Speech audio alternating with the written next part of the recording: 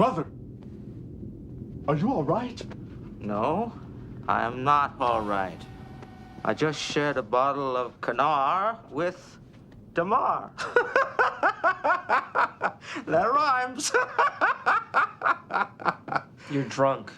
Of course I'm drunk. We are live. Yes, we are. We are here. We have made it. And I have to say, congrats to Microblognism on successfully completing his degree. And I will say I was only half paying attention because I decided to perform borderline seppuku by reviewing our topic for this week one last time to make sure my notes didn't miss anything important.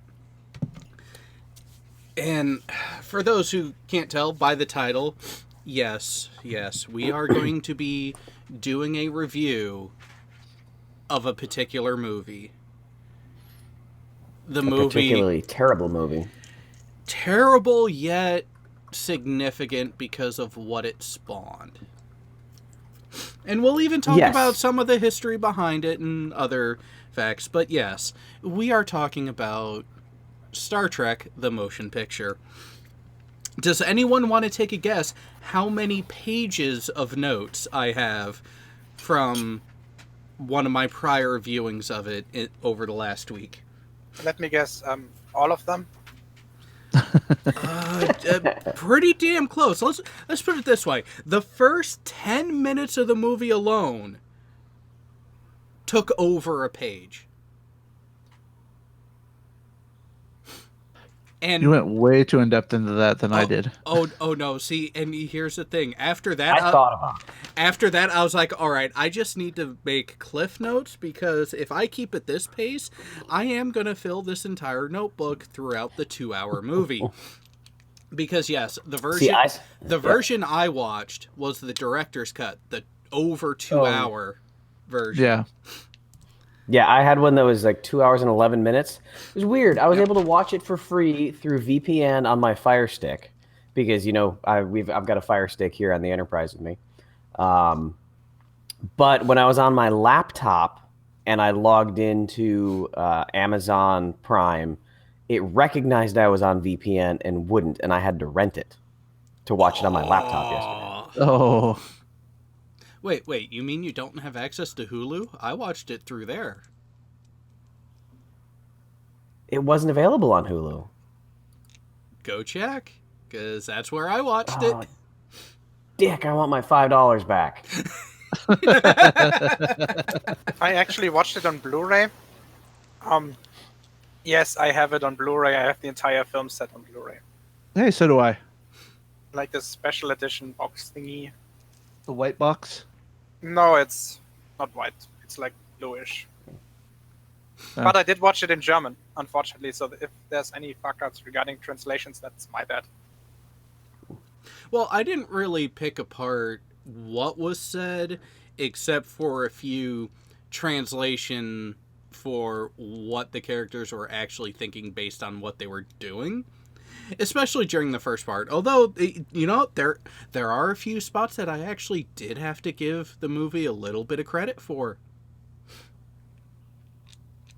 So, with that, should we just go ahead and dive into it, or should we take as long as the movie did to get going?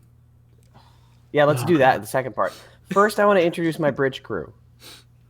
Oh yes. Since Gio hasn't met my bridge crew, first we've got to have a captain. I figured this was a very appropriate captain. She's always in charge. And then next I need somebody on the radar systems. So figured he's very capable and competent. Next I want security. Got to have security. Wait a second. I'm pretty sure that the second guy is an asshole. No, he's not an asshole. Well, they never designated. He might have been an asshole. He stood up when he asked, how many assholes do I've got around here? Then next I need a science officer. So if you ever need a portal gun, got that covered. Every bridge needs a robot. Next, I want to have an engineer, somebody who can fix my engines if I need to. Yeah, wait a second. And then- You went for the guy from Lost in Space instead of Bender? Screw you. You know, A fair point. You know, A fair point. that is a very fair point. Fair point. Fair point. And then last, I need an XO because every ship needs an XO. And this is my bridge crew. 9 out of 10. I may have spent way too much time yesterday trying to figure this out. Well, let's admit it. Part of it was you were also trying to find an appropriate bridge layout to fit the era and genre of the movie. Yeah, this is the closest I could get. Yeah. Oh, and speaking of the movie, so Jay, you won't have to worry about presentations this time because Furball and I were talking about it because he was taking screenshots.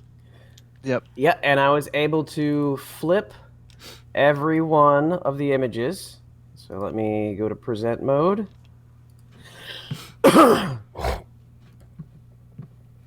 I just thought about it because I could get it on Amazon Prime too if I needed to, and I could use Manicam and flip the rotation if I needed to as well.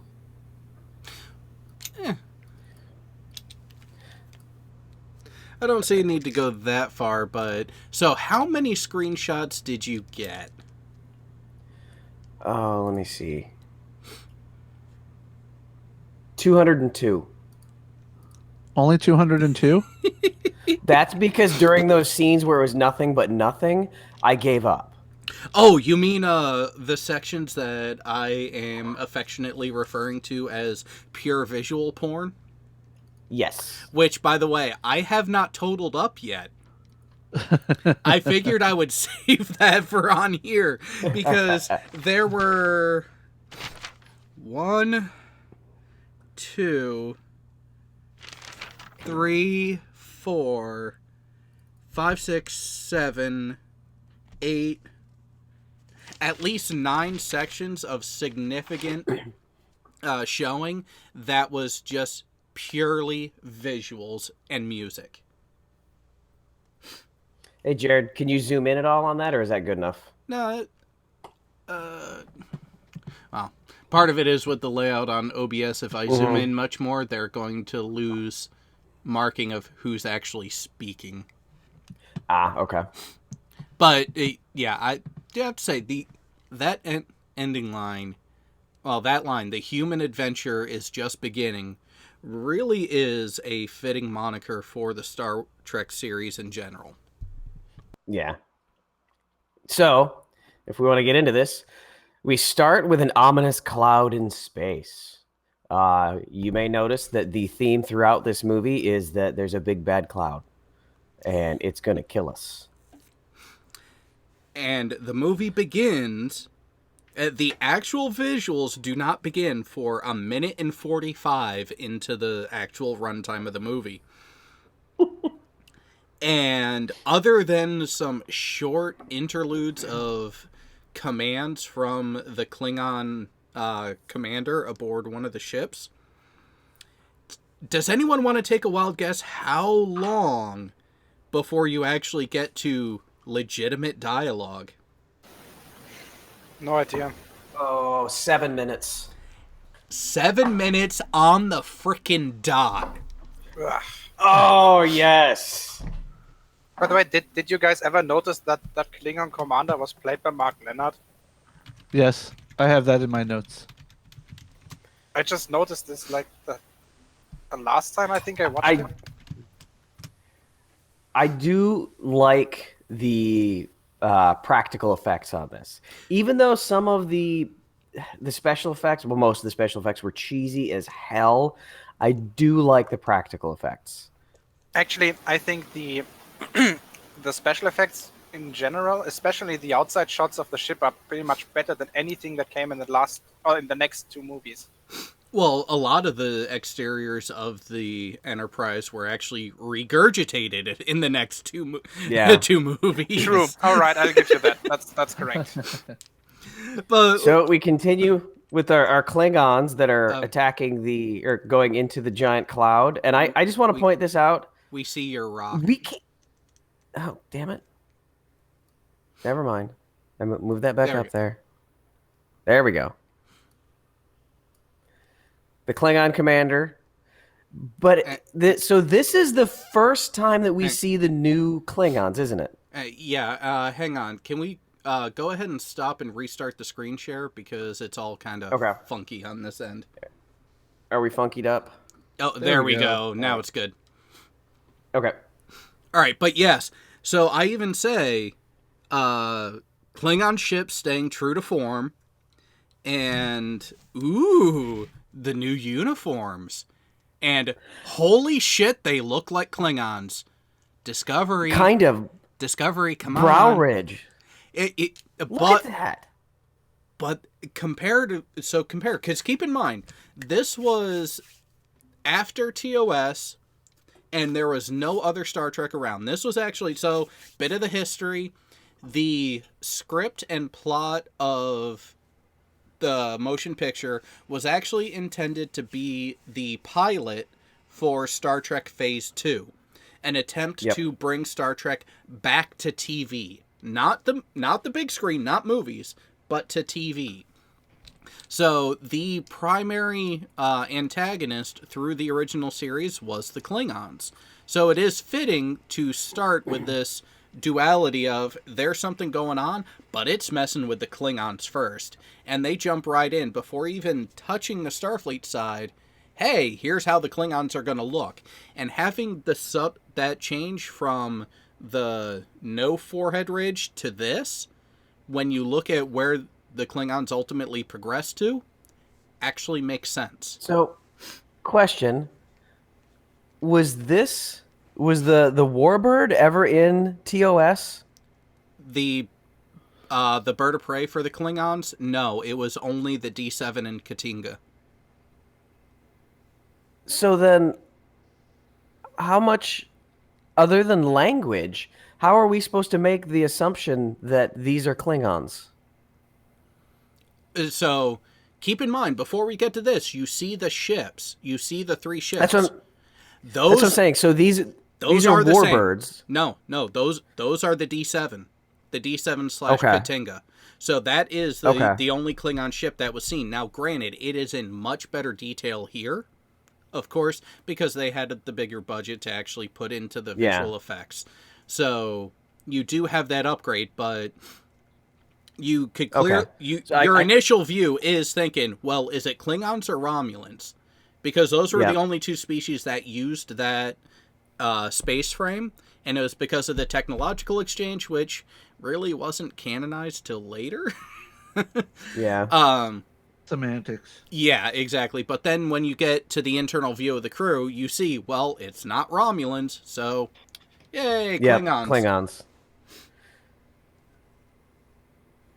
So next we see that the giant cloud in space is attacking the Klingons. And then we skip over to the weirdest looking space station ever, which I'm guessing is a communication relay.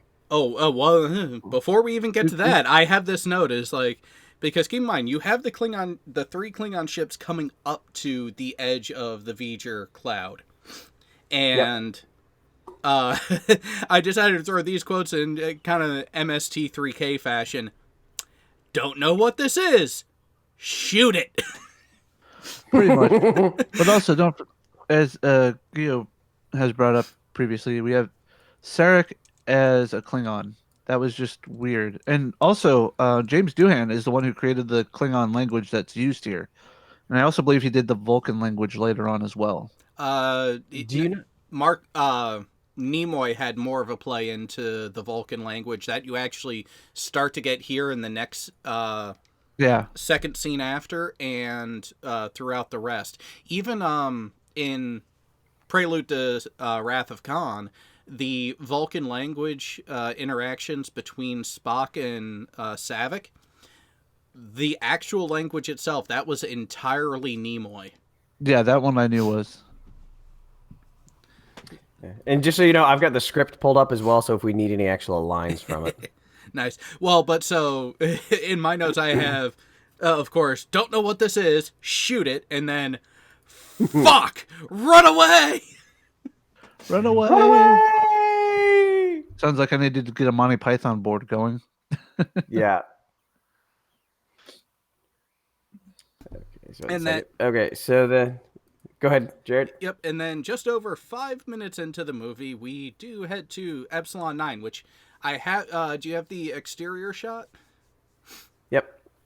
So, when I first saw this, it was that thought of, well, what the hell could this be for? But I do have to give the visuals credit for this. As they're panning across and they go up the control tower, and you get that first interlay of an active interior shot as viewed through the window of the static exterior. Right there? We don't see it yet. Oh, come on. There we go, yeah. So, when you're coming up to this shot and you're actually seeing the people moving around in the interior, it does give that sense of you're there outside watching it, and with when this movie was produced, freaking phenomenal work, guys. Yeah, this was good. And I'm guessing this is a communications station. Espionage, military intelligence, and communication relay. Because what's happening actually- here, Okay. if you remember what's happening here, they are intercepting this transmission from the Klingon ship back to the KDF headquarters. And you actually have active real-time use of the universal translator. Actually, Jared, regarding the exterior shot, I think that was the work of Douglas Trumbull, I think he was called. Douglas Trumbull. One of the designers and special effects artists who worked on the movie. He was also responsible for the exterior shots in 2001: A Space Odyssey about a decade earlier. And those arguably look better. Again, trying to not completely shit over it, but for the time period, Space Odyssey and then into this really were the benchmarks for visual effects for a sci-fi franchise when you look back at what else was being produced in that era. I tend to agree, Wait. yes.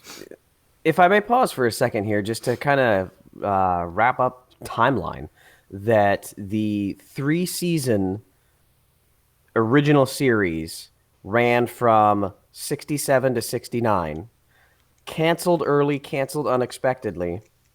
This didn't come out until 79. So it had been a full 10 years since the tiny little 3-season space voyage TV show had aired and anybody had seen it. So this is the advancement of 10 years of radio silence from the genre. Well, from the franchise, yeah. Sorry, from the franchise, yes. Although I'm gonna say that this is the first time that this thought came to mind, but this was a recurring theme throughout the movie. What the fuck are those uniforms? Oh, God. Yeah, we'll get there.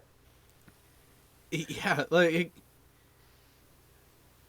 So, of course, you have more of the battle. But here's the question. They have an exterior view of what's going on, of something that's taking place well within the Klingon frontier. Epsilon 9... Yes. We don't get a clear indication of where they are located, but they are considered safely within Federation territory. And they're able to get exterior views. They mention a communication from a drone.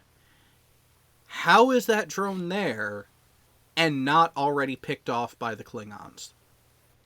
I missed that they said that it was a drone. Yeah, if I remember right, they called it a security drone. Yeah, I know it was a drone. Our sensor drone. Yeah, so Lieutenant says our sensor drone is intercepting this in L Quadrant 15. Yep. Yeah, That's And in it's because they're more Klingon focused boundaries. on Who are V'ger they than the fighting? actual drone. Yeah. And the chat has mentioned a couple times that there was the interlude of the animated series, but when you look at the animated series,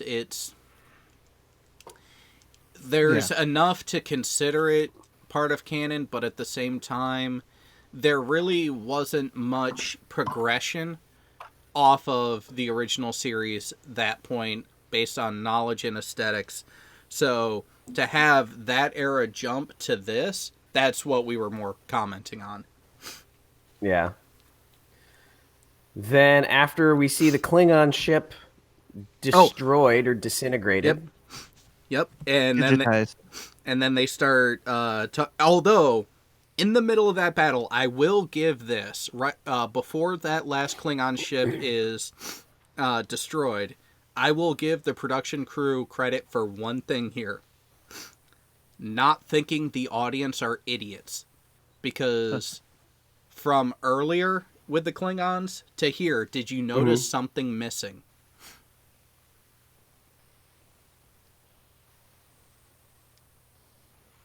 Was there translation? No. Yeah, there was. No, not the second time. Was there now? Not the second time. They showed the translation the first time the command to fire torpedoes was given, but not this time. So I will give the production crew credit for not thinking the audience are idiots. Is it... I seem to remember that... I think it's the director's cut that has it, where when they're retreating away from V'ger, they fire a torpedo back at one of these energy balls, and the ball captures the photon torpedo and dissolves.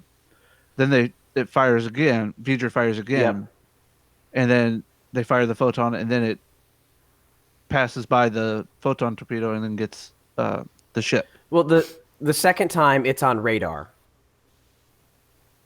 Yeah. Yeah, the second time all you see is radar, the radar signature. Right. But no, on the director's cut, you actually go back outside at that as well. So there is that bit because you actually see the external shot of the fire and then the torpedo going into the weapon system from V'ger and it doing nothing, and then you get this shot of the Klingon ship being taken out.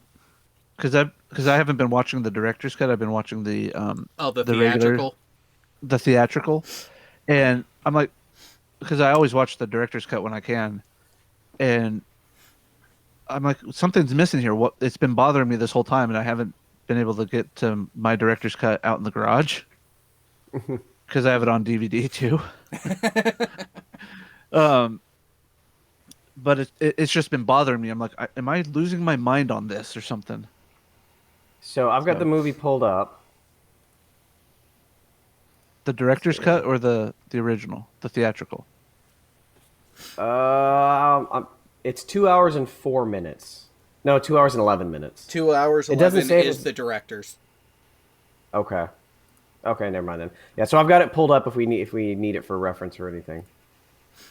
Okay, back to here. So it go through there, and then of course it goes back to Epsilon 9 after the ship's destroyed, and what do you know?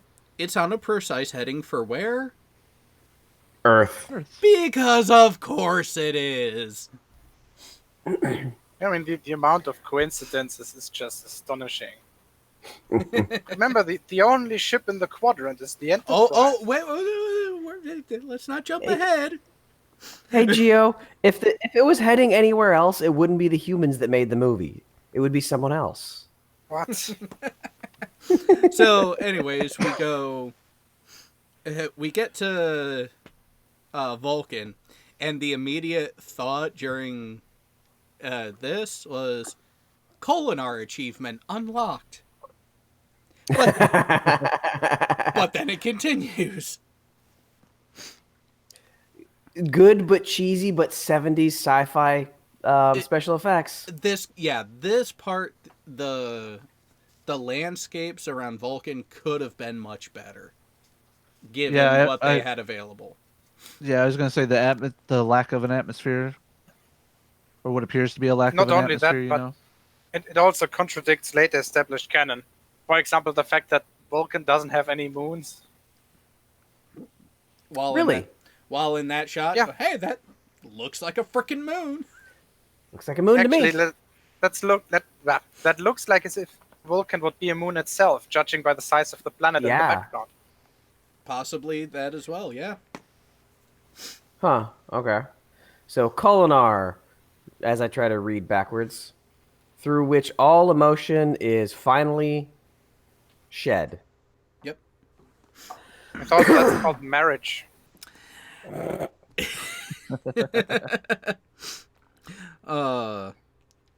But the other things that came to mind is, what the hell is with that font for the translations? Yeah. And then when you look at Spock, sorry, Spock, you look like a hippie. Well, he was a bit of a hippie, wasn't he? The half-human part will tend to do that. That font of the subtitles, I've seen that one before somewhere. I just can't remember where. Oh, it gets... So during the ceremony, Spock is told by Grandma, lady here. Yeah, so she goes to give him the amulet for the achievement of Kolinar, and he stops her. He feels something now. He feels he doesn't explain it here, but you could see through the emotion on emotion on his face that he's feeling a presence, but it doesn't tell you what he's talking about or what he's thinking of. He feels a disturbance in the Schwartz. And where did I frickin' note it? You know what? I noted it later, but it started here. Vulcans are now at least partially telepathic and empathic. Yeah. Because that wasn't something that was really part of the canon leading up to this. So it's like, okay, nice try at fleshing out the species a little more, but yeah, it's just they a are a curveball, weird man. species. So after Spock gets his bubble burst that he's not going to get Kolinar today, we jump to Earth. Oh, what? Even before that, after that, when she said, "You won't find your answers here," and she drops the amulet at 10:05. Spock picks it up and it's like, well, you dropped it. I think I'll keep it. Finders keepers. Yeah. And then, hey, this music sounds familiar. Yeah. Oh, I Where want to have I heard it mention before? something gotta remember where I'm at. I think for the Klingons, the music in the background during this was the first time that we've heard that Klingon music. Yes. And that Klingon music has stuck with the rest of the series, and that was good creation there. That music is awesome. Yeah, who composed the score for it? Was it Horner or Williams? I think it was Horner. I know Horner has done most of the Star Trek movies for the composing side, but yeah, during bits and pieces of the introduction to the movie, and at this point here, people will hear music that at this point will sound very familiar. The reason being, the base of it is the theme song for The Next Generation. Well, they took Next Generation or TOS? No, Next Generation. Especially if you go back and listen to this, you will hear the theme for Next Generation underneath all of this, and that's what really stuck to me. Is like, wait a minute, they took the theme for TNG from this score. Yeah, they did. It looks like it was for the theme. It was Alexander Courage was the composer, and then for additional music, it was Craig Huxley.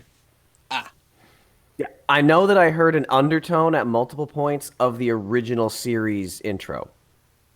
It was never like the major sound of it, but I know I heard it at least twice during the movie that you could tell this is the original series intro music.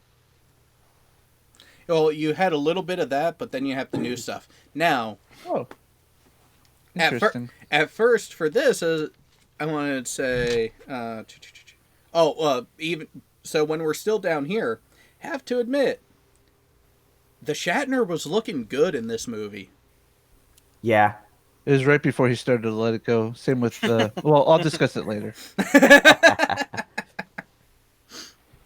I think you know what I'm talking about, Jared. Well, and so I wonder if the exchange between Kirk and the Vulcan science officer, who actually I should Sonak. Yeah, Sonak. I wonder if that's where people start really pointing towards Kirk being a career-minded opportunist. Because So at this point, Kirk is now an admiral. He has been off the Enterprise for 2.5 years. Yep. Off the Enterprise for 2.5 years, is an admiral at Starfleet Operations. And, at 1119, career-minded opportunist achievement unlocked. Oh, and one thing I did not get a snapshot of here was he's meeting his new science officer, who is another Vulcan. And they're traveling up to the Enterprise because of the threat coming to Earth. So they shuttlecraft up to... Did they shuttle up to here, or did they... He transported up. Okay, It was right. Yeah, he from surface side to the station. Yep, he transported up there because, what was his first question to Scotty? Why aren't the Enterprise transporters working? Oh, because that would give us a reason to have 10 minutes of nothing but PvP. Yeah, well, I actually timed it, this part, 6 minutes. From when they actually get in the inspection pod and head over, it is 6 minutes from interior to interior. So here's a first good shot of the new uniforms, but this is the dress uniform. Well, look at the goofy-ass belt.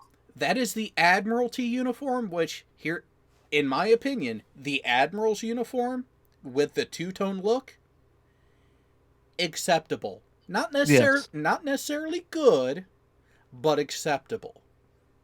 But all the others, like what Scotty and everyone else was stuck in... We'll get to that. Now, this reminded me of Tron. Yeah. Well, keep in mind, Tron came out only a short while later. Oh, I know. They totally failed at the depth of the overlay for the interior of the shuttlecraft. On this one, yeah. That flat as hell. That it is. But I think it's the next image that made me giggle. No, yeah. Well, yeah. Office level. What? On the outside of the fucking space station. Yeah, why? Why? Port 2. What? Although, to be fair, it is right next to an airlock that could conceivably be used for the EVA suits. Yeah. It's still weird. I thought it was funny. It's one of those... No, just have an airlock number. And then here begins the 6 minutes of nothing but look at the graphics we can create. And look at the new ship, which I do have to say, I like this. I like this better than the original. So I don't remember if this. I don't know if I got a shot of it here, but I got a shot later. What's up with the giant fucking windows looking into the antimatter bay? Do you see them? Or into the antimatter reaction chamber? Oh, no. Blue. So those are huge. Here's the thing. If you actually look at the blueprints, that is not the antimatter chamber. That is actually an arboretum. Really? Yep.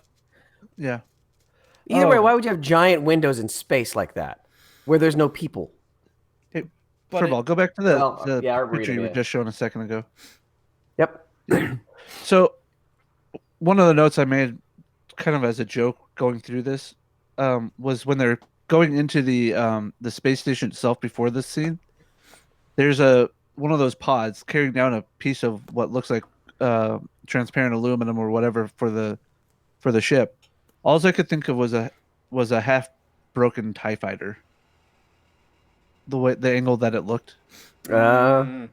Let me see if I can pull that up on my watching of it here. There we go. Well, technically they were Windows Marvel. They were just transparent aluminum, not glass. Yeah. I do like how I honestly think they tried to make this a functional space dock for the refit with the giant lights. Yeah. That's saying a lot of the thought and layout in that bit of it actually really good. I wonder if they got somebody from the Navy and actually went down to a Navy refit yard to see what it looks like when they're refitting a ship. Where did I mention it? Oh, yeah. You know what? I will say this now instead of waiting for the time. When Kirk gives the command, everyone muster on the wreck deck at 04 for the entire crew. Yeah. Are we sure that Starfleet isn't Army? Because the Army does tend to enjoy those early wake ups. Zero dark 30 yeah, those 04 musters, whereas the Navy, yeah, zero. But I don't have a mess deck. 06 to 08 at the earliest. Nope. Yeah. So then we got little Mr. Floaty McFloaterson here. Yep. Ugly German truths, Fino. It's a ship, so any window would be called a bulkhead. No, the bulkhead is the wall. A window would be a porthole. I do like the interior view from exterior. True, and I will. We can go ahead and skip a little earlier to when you get inside because. Oh yeah, I made this comment. Hey, look, Regular There's 1 got flat flipped. image. Regular 1 got flipped. Never mind. This happened first. But this shot right here, the way it gives that sense of depth off of the shuttle bay itself to the cargo area, I enjoy it. And then you have the two, but you have the two plasma feeds leading up to the supports for the warp nacelles, which at the time, most people would not realize that that's what those are. Hey guys, I just realized it myself. How's it going? Hi, I need to head out. There's apparently an emergency in the family. No. Okay. So I don't know how serious it is yet, but I think that me being in this hangout is something that is counterproductive at this point. No, go do what you need to, Gio. Yep, take care of family, man. Yeah, thanks. See you next time, I guess. Yep. See you, Gil.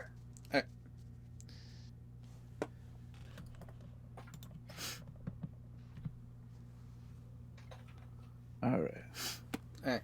And yeah, looking at this is the first time that I realized that it's like engineering is directly below this. Those are the antimatter feeds up to the nacelles. That totally makes sense. But there is one.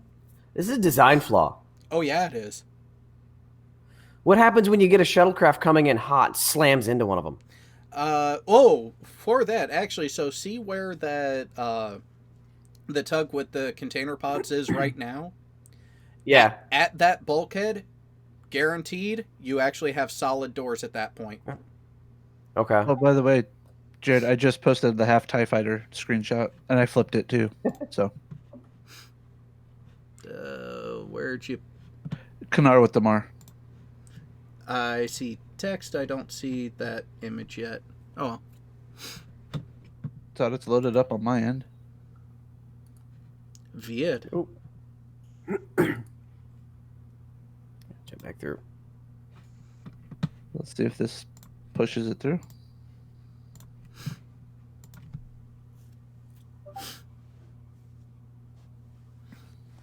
All right. Oh.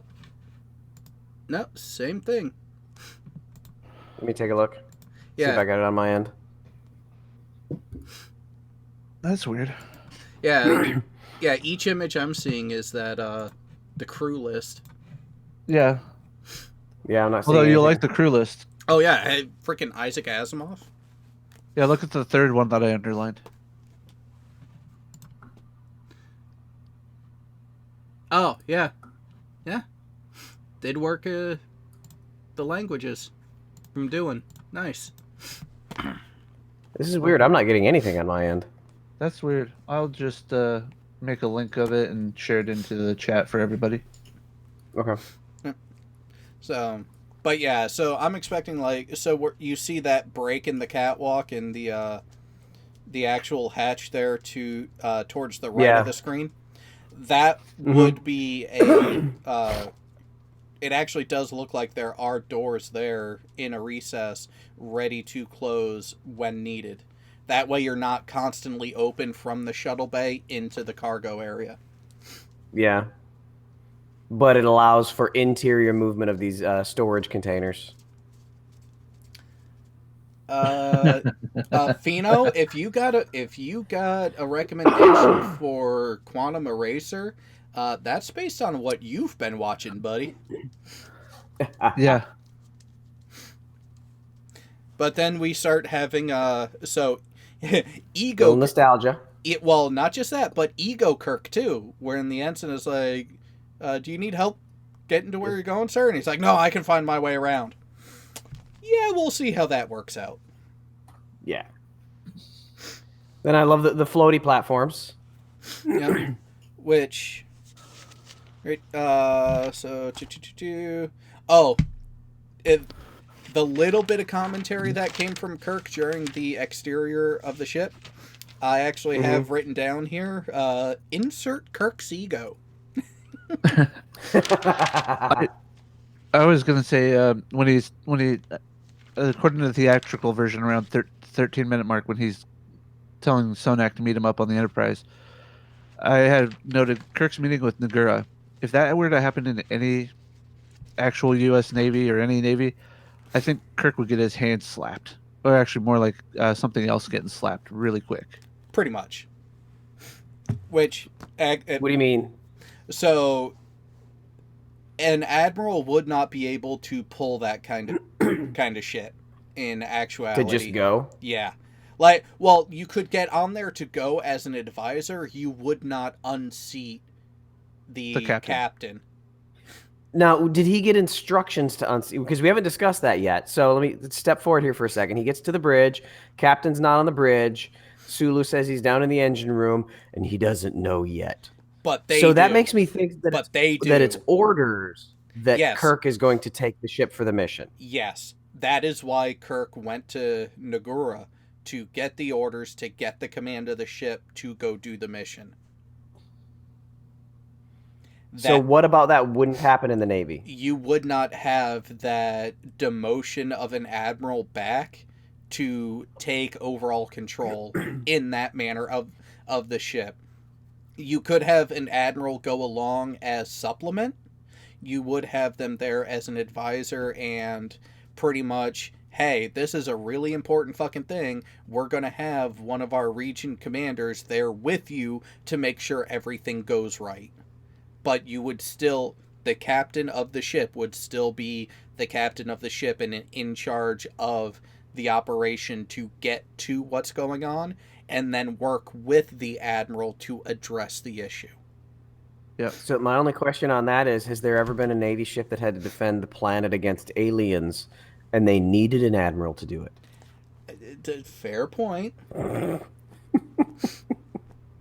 Here I go interjecting reality into a movie. Yeah. What was I thinking? Well, and even then, right with that pan across the bridge when he first shows up, my thought was, typical last minute chaos. Good to see some things never change in the Navy.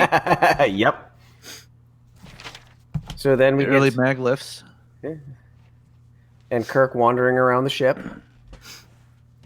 And what is it with Starfleet captains and having vast technical knowledge with every system on the ship and able to fix problems? Because Janeway had the same ability. That is actually a requirement of being a ship commander. Exactly. But the intricacies, though. They come up through the ranks, and one of their stops is the engineering department head generally. Okay. So therefore, they have to know how to run the actual ship. I bet you many of the flight captain, the actual captains of the air wings and stuff, know how most of the aircraft work. Yep. You know, all the interconnecting systems and everything, like the back of their hand almost. I mean, the captains on submarines, they know forward, aft, top to bottom, the entire ship better than most of the crew does.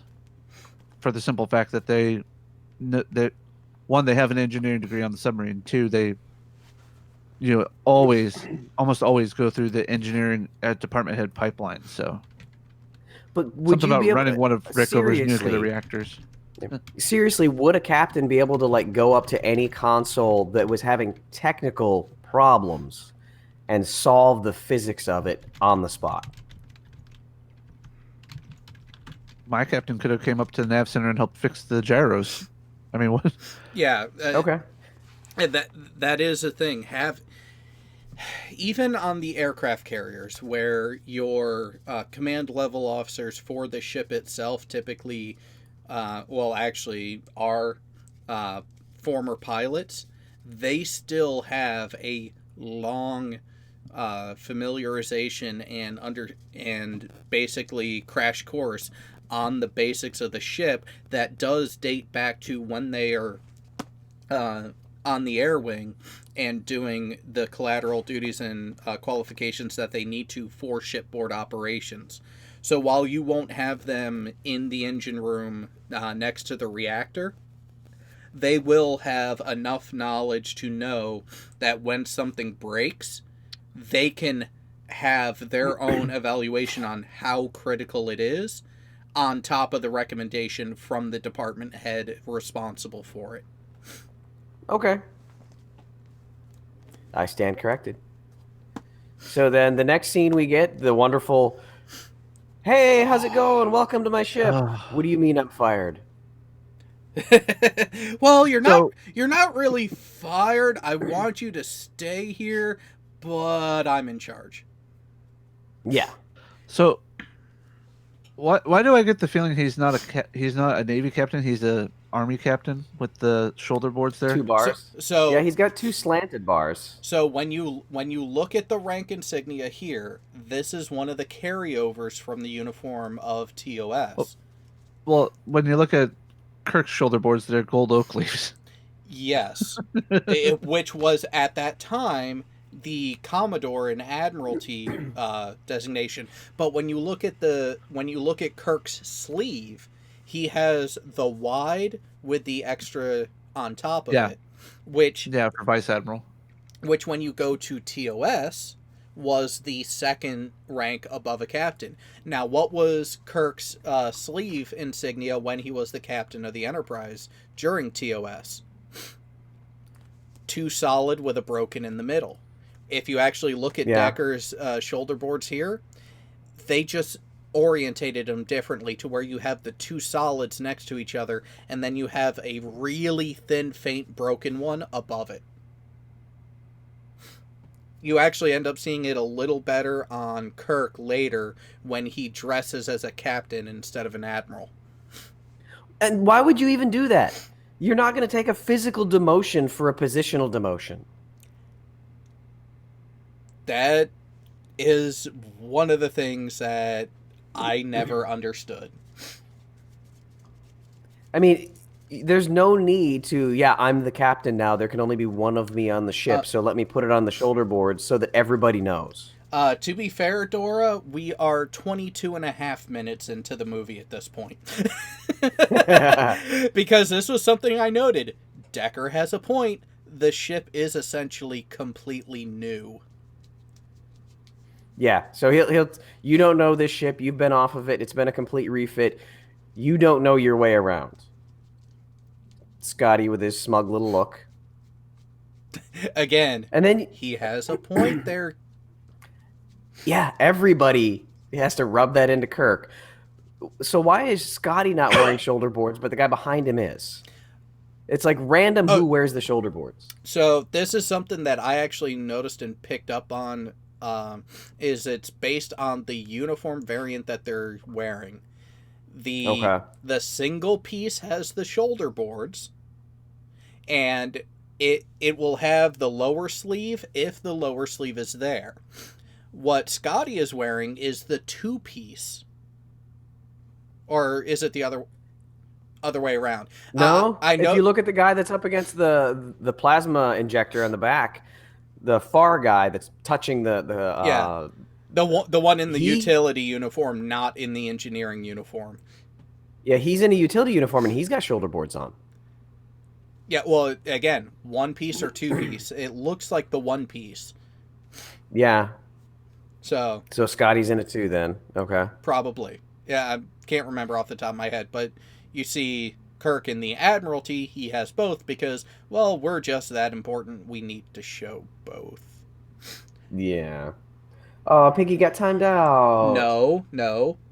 Oh, no, Laura got timed out. Piggy! So, do you remember this scene? What's going to happen next? Oh, the transporter malfunction. Shocking! Somebody's transporting up. It's not ready!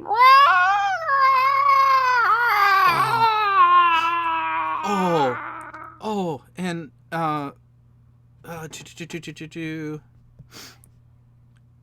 yeah, so, and then Rand afterwards, when Kirk says something before leaving, what did the look on her face say to you guys?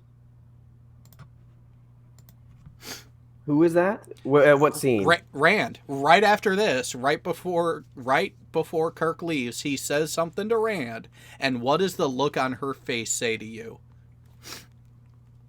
See, I noted this because it was slightly unexpected. There? Right this, as he goes to walk away.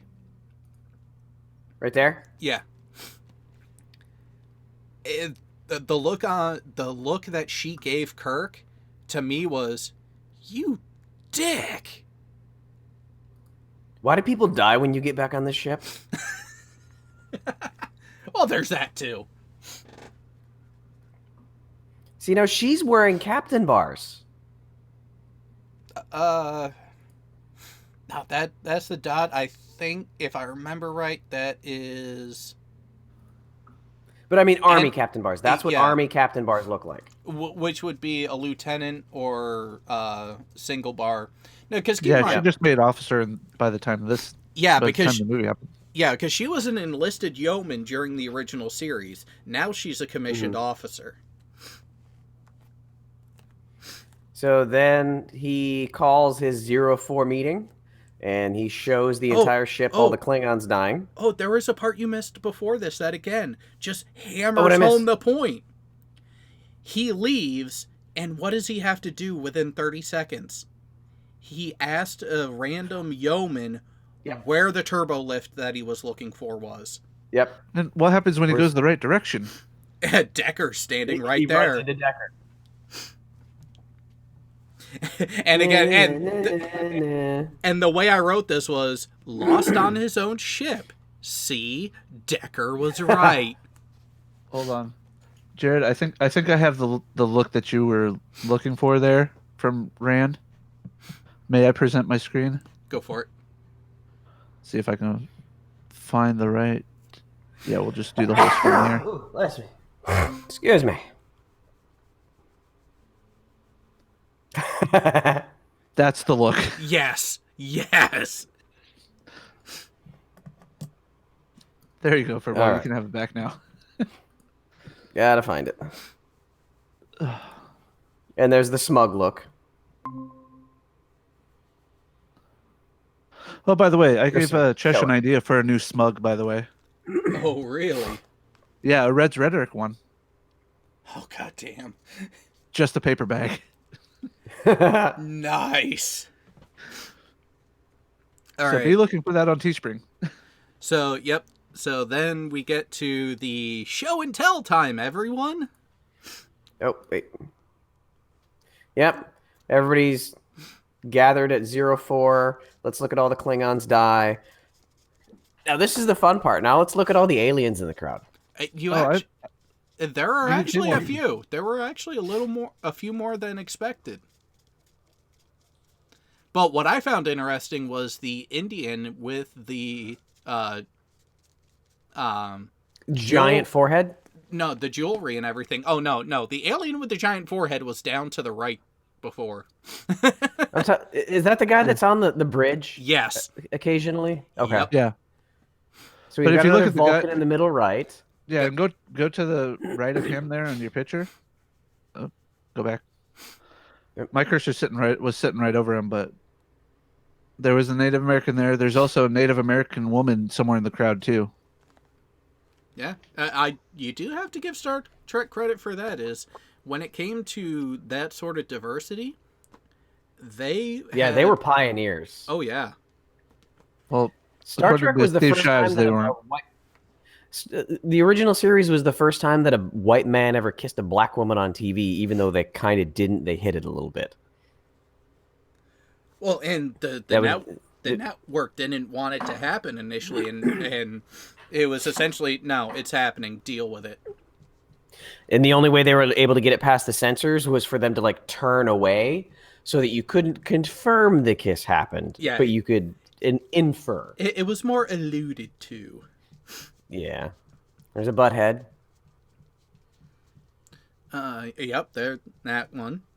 That's no way to talk about pig. Okay, yes, it is.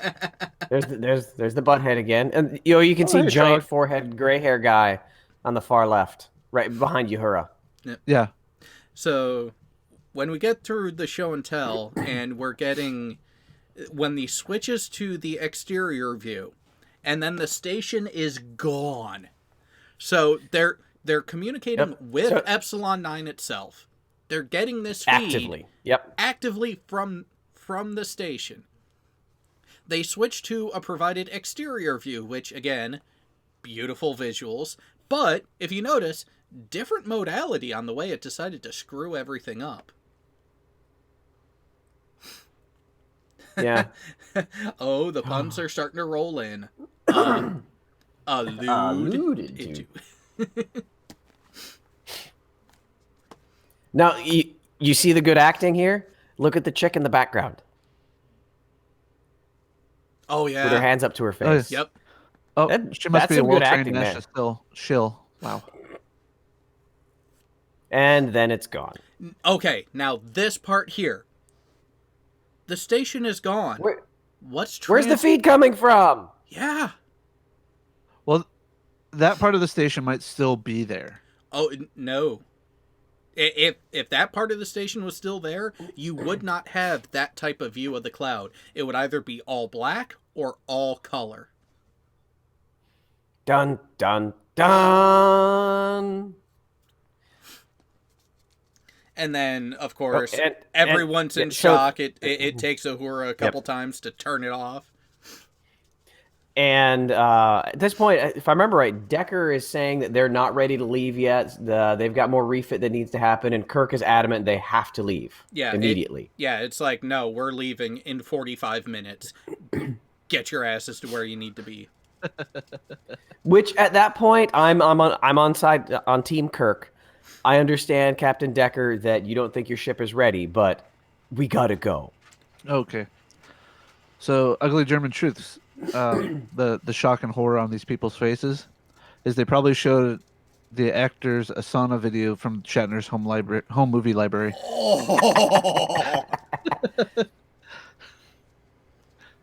And then we get back up to the bridge, and we meet our new navigator. What is she? Navigator. Yeah, she said. Again. Oh, and I wrote down, cue the hottie. Hey, Bull. So, Bullinator, that security drone, that was the security drone. Neither the Klingons or V'ger can destroy it. Then why the hell didn't they just use that? So this is when we identify that Decker is very familiar with Ilea. How and you familiar? get the googly eye looks. Ooh. And she is blatant to remind that she has taken a vow of celibacy. Well, so here's the thing. From canon that stemmed from this, it was actually a requirement for Deltans serving in Starfleet to take a vow of celibacy because apparently they are so good at the sex that they will make anyone addicted first time out. Like brainwashing type good. Is that where the Orville got it? Maybe. What's No, his they got it name? from Tursik. And he ejaculates blue. The guy from the Orville. Yep. It wasn't her fault. And then we've got our new medical officer. McCoy arrives. And how many The times? best line ever. Best? Or Best line of this movie. okay. To which I just wrote down, McCoy arrives, phrasing Kirk. Where am I at? I gotta find it in the script. Engineering, bridge, Simpler engineering. term, Captain, I was drafted. Yeah. Right after the heels of the Vietnam War. You gotta love it. Yeah, so he had been retired at this point, correct? Yep. Yes. So at this point of the original crew, the three that left were Kirk, Spock, and McCoy. McCoy retired. Kirk took the promotion to the Admiralty, and Spock went back to Vulcan because, I feel like turning. Well, wait, no, I'm not going to foreshadow. He retired to too go much. back to Vulcan to do the Kolinar. Yep. I'm not going to say what he turned into, but you will find out shortly. And yes, Decker and Ilia is the comparison for Riker and Troy. Though I think Riker and Troy, the way they handled it in the series, was a better manner of handling that situation compared to the damn near high school type of infatuation you can see on Decker's face. Riker at least composed himself. Yeah. So here's the quote. With the nickname of Imzadi, I would too. So McCoy arrives on the transporter pad, pats himself down because he hates being transported. Just a moment, Captain, sir. I'll explain what happened. Your revered Admiral Nagura invoked a little-known and seldom-used reserve activation clause. In simpler language, Captain, they drafted me. And Kirk's response was, they didn't. Because Kirk's the one that did it. Yeah, and Bones is like, it was you. You could tell there was more colorful language wanting to come, more colorful metaphors. So then they get ready to leave. But wait. You forgot the lines from Kirk. They didn't. McCoy was, this was your idea. This was your idea, wasn't it? Bones, there's a thing out there. Why is it any object you don't understand always is called a thing? You know, I have issue with McCoy saying that because what else are you going to fucking call it? You don't know what it is. It is an object. It is ergo a thing until you find out. You call it that. Until you find out otherwise. Well, Jim, I hear that Chapel's an MD now. Well, I'm going to need a top nurse, not a doctor who argues with every little diagnosis with me. And they probably redesigned the whole sick bay, too. I know engineers, they'd love to change things. You're still missing the line from Kirk before that. Yeah. What's that? I need you, Bones. Oh, yeah. I need you, Bones. I need you. Badly. Phrasing. Yeah. Oh, wait. Oh, God. Why did you put this thought in my head? Let me read. Go ahead and read it. So, Kirk, I need you. Damn it, Bones, I need you. Badly. McCoy's response, permission to come aboard? Again, I may have editorialized a little bit on that, but that's the exact words. Permission to come aboard. Hold on. Ugly German truth. By the way, is there a scientific study how much colder the Earth gets once the presence of Kirk's ego is removed as an energy source? About 1.2 degrees centigrade.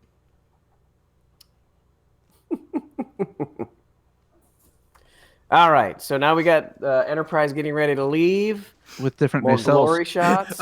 And so, 33 minutes, 32 seconds into the movie, finally, movement! Pure visual porn part 3. For 2.5 frickin' minutes. I saw some curvature there.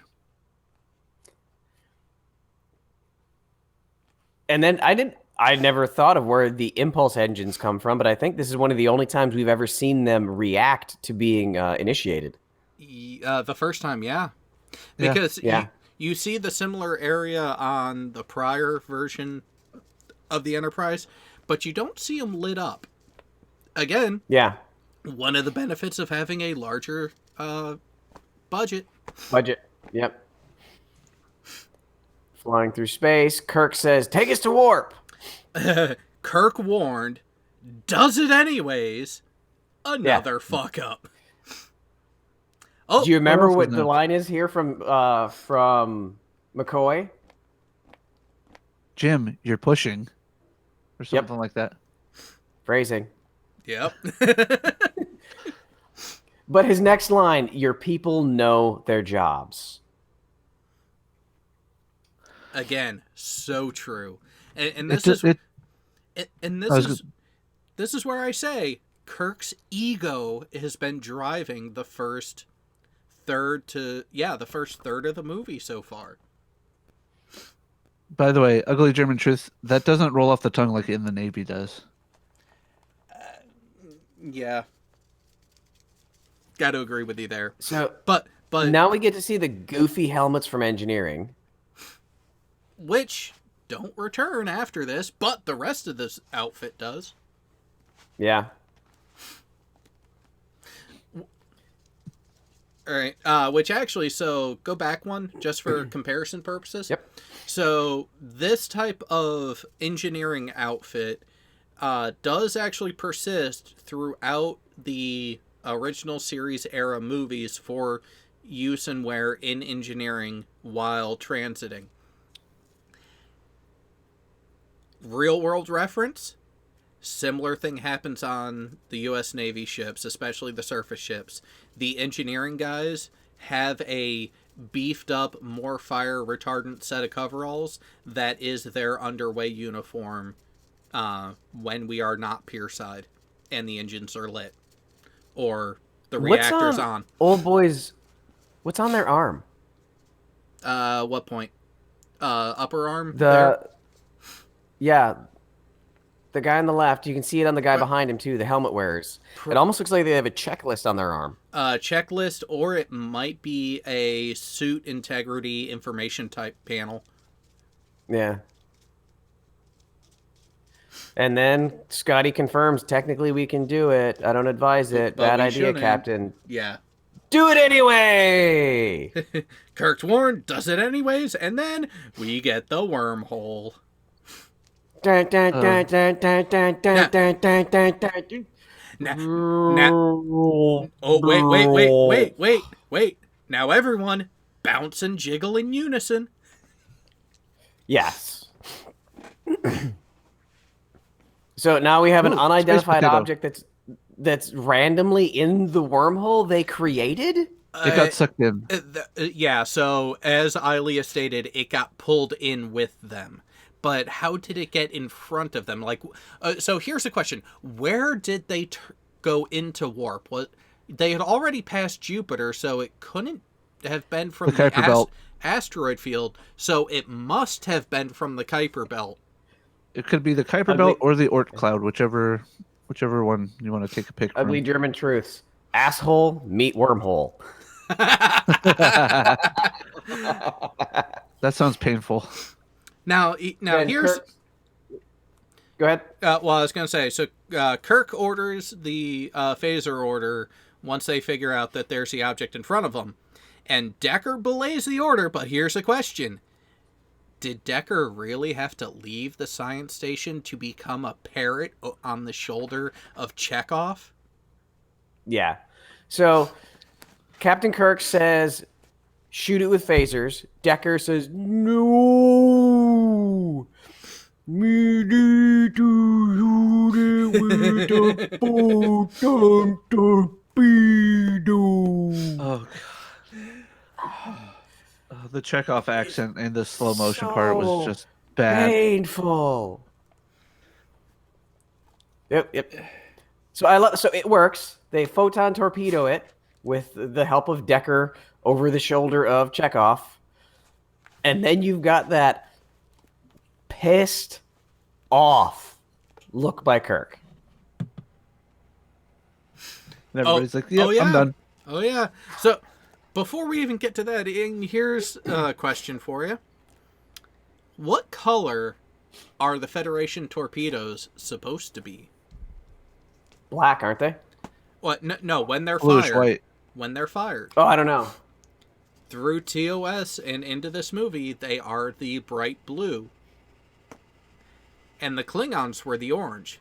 But what color does the Starfleet ones change to after this? I missed that. The bright orange. For some reason, they become orange. I love that McCoy is on his knees here. Oh, McCoy. Okay, so I didn't note it this time, but take a guess. How many times does McCoy end up on the bridge and doesn't have a single line?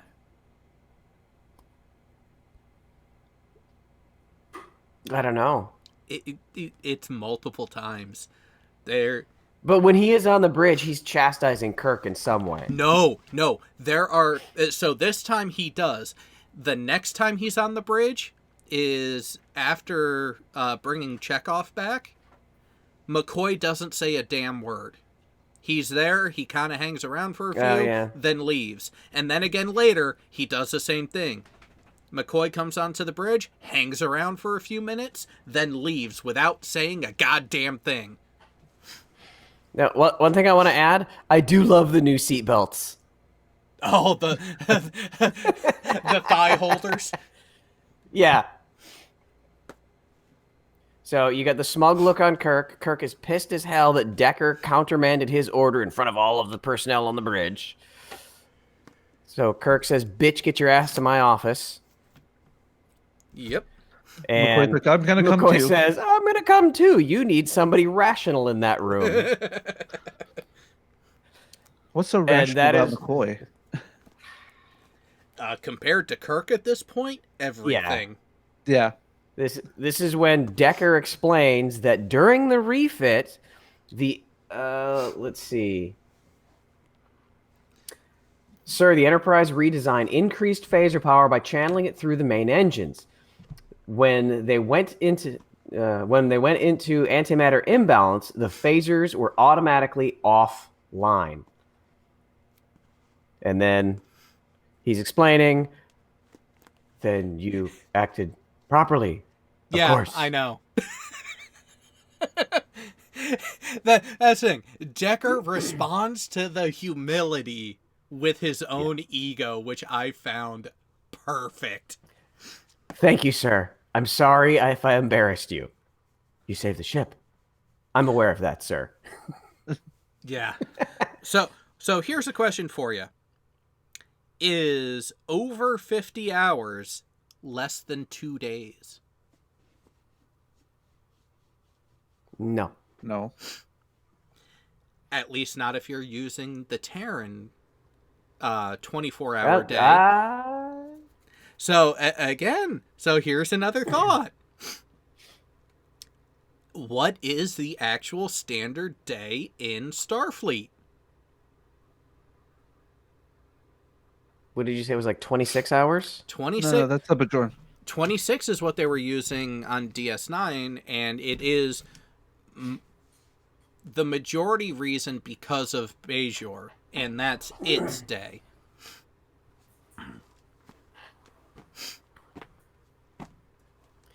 All right. Then Decker, as he's leaving after getting his ass chewed, runs into his girlfriend. Gives the goo-goo eyes. No, it's his crush, not his girlfriend. Oh no! Remember, she's celibate now. No, they had a relationship, and that's I what know she, they did. That's what she was mad about, because he left without saying goodbye. But would you have wanted me to? Or no, but could you have? Yeah. So, Yeah. was it difficult? No more than I expected. Not as difficult as seeing you. I'm sorry. That you left Delta 4, or that you didn't even say goodbye? If I had seen you again, would you have been able to say it? No. Next scene. Yep. And Doctor cursing out Kirk. And oh wait, who's this? Wait, Oh. what, I miss something? Pure visual porn number 4 coming up. Nope. Yep. So random shuttlecraft that apparently can go really fast is coming in, which this is an interesting concept with the detachable craft from the nacelles. This is where And I I think George Lucas got it for the episode 2 for Yeah. Star Wars. And I don't think I Probably got knowing it, him. but this little guy does like an awesome backflip. Yeah, to it dock with detaches. the Enterprise. Yep, does the backflip, backs right in. It's like, okay, either damn good pilot or good computer programming. And it's Spock. Well, if it is Spock piloting, then it would be a combination of both, I think. Yeah. Yeah. And yay, Spock. Well, but if it was Spock piloting it, did he set the autopilot before he left so it would return? Probably. Yeah. So It would be Spock heads logical of straight him to to the do it. bridge. Spock heads straight to the bridge. He examines the information about the engines and fixes the problem. Poof! We can use warp now. One person can solve every problem, apparently. Well, to be fair, he is a Vulcan, and he had been monitoring and doing his own work prior to getting there. But go back to that. This is the note that I have for this following PvP session 4. Spock is here! Yay! Wait a minute. He's a dick now. What the hell? Apparently, Kolinar turned him into a dick. Apparently. And then you end up having another hero shot with a captain's log entry. Yeah, I didn't comment much during this other than other than Kirk, really? Really, Kirk? How many different ways can you tell someone sit down? Yeah.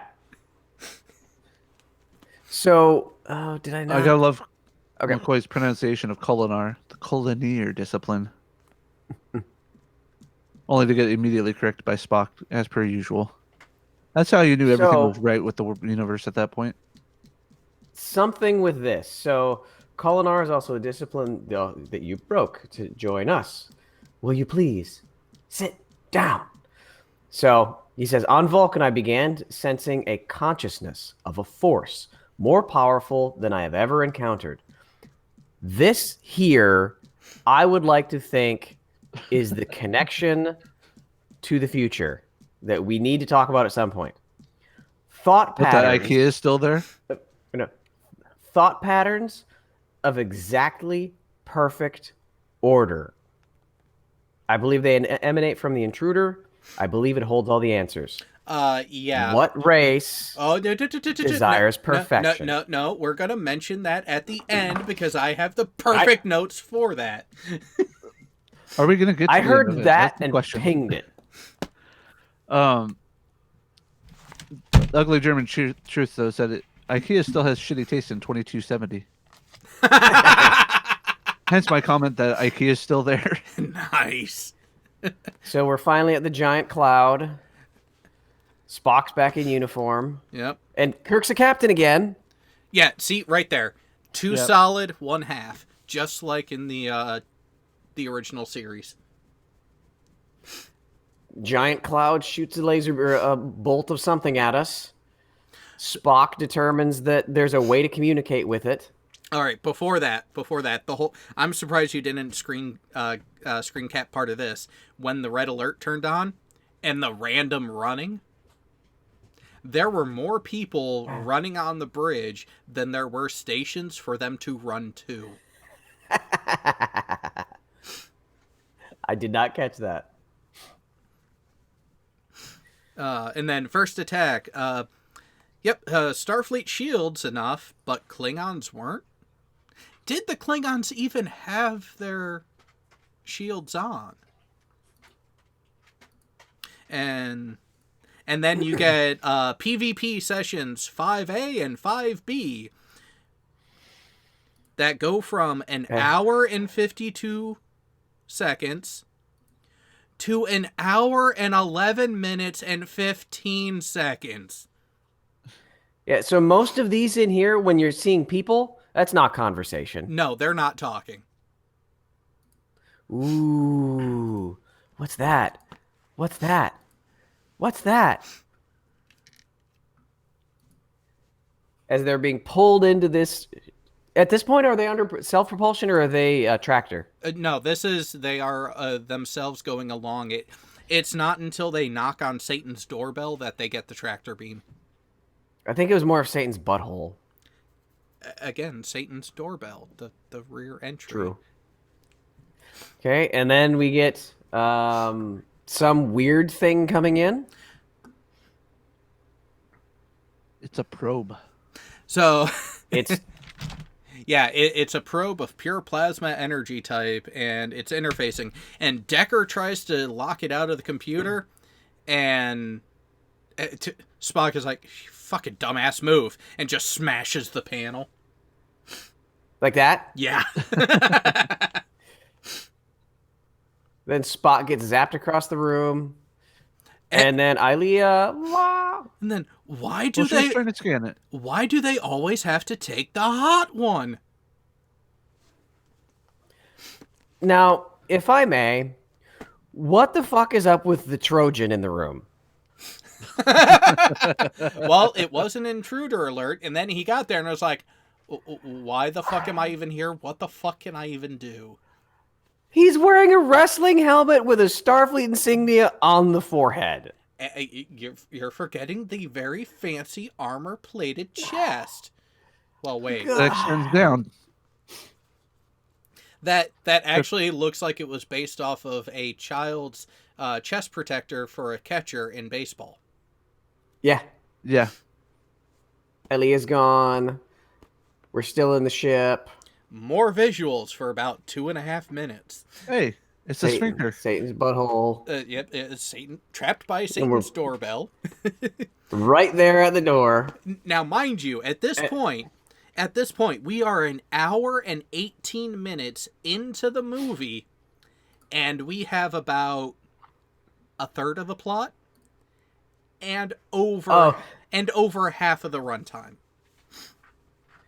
I'm so tempted to cut and paste the dialogue script that I've got and put it into a Word just to find the word count. But there may be more Kirk, Sulu, Decker, Spock, Kirk, Spock, Decker. There's going to be more identifiers in this than there are words. Yes. So, intruder alert, somebody for some random reason is in a fucking sonic shower. Return of the hottie, and in a steamy way. Oh, yeah, so she comes out. I didn't get shots of this. She comes out. They convince her to go to the med bay because that's... And she starts referring to everybody as the carbon base units and Kirk unit, McCoy unit, and Spock unit. Except for... Well, we're not there yet. Decker. Yeah. Yeah, that happened in the med bay. They convince her to go to the med bay because that is the normal thing because she is there to observe the carbon-based units. And then she decides that she doesn't want to stay in the med bay anymore. She went all fembot on them. Yep. So now here's the interesting thing. Go back when they're having that conversation, they really was it? Wait, what's the time? Yeah. 1 minute 22:30. We get quite the basic computer logic loop. What is V'ger doing? V'ger is looking for its creator. Who is V'ger's creator? That which created V'ger. And you could just tell that logical loop type of questioning could have continued forever. Yeah. So she's there to find the creator, observe the carbon-based units. V'ger is now identified as whatever is controlling the cloud. and V'ger is looking for its creator. So they decide to, because they actually noticed that Decker was identified as just Decker, not Decker unit, that Spock is like, hey, maybe they copied Ilia so well that the memory is in there as well. Let's manipulate her. Oh yeah, so I didn't get any shots in the med bay, but as they're in the med bay, the McCoy and I don't remember if it's McCoy or is it Chapel is the one doing the scan initially. It basically says that she is a perfect, exact robotic copy, even the subcomponents and organs of the human body. Yep, to include moisture of the eye. Talk about going to perfection.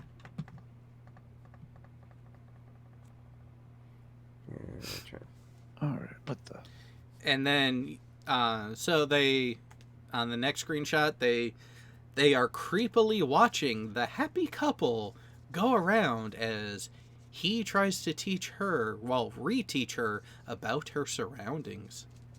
Let us watch if they decide to take it to more intimate settings. All was it so? Micro miniature hydraulic sensors and molecule size multiprocessor chips. And take a look at this. And that's when Chapel chimes in. Even the smallest body functions are exactly duplicated. And then, of course, leave it to a computer to have the difficulty of understanding a game. Next weird scene that kind of jumps out at you is Spock going AWOL. Oh, no. While Decker and Ilia are still walking around the ship. So this is Spock saying, fuck this waiting, I'm out. Spock steals a little spacesuit with a jetpack. And that's an interesting docking port there. I'd never seen that before. The airlock there, yeah. Yeah, it is that one would be a true airlock, not necessarily a docking port.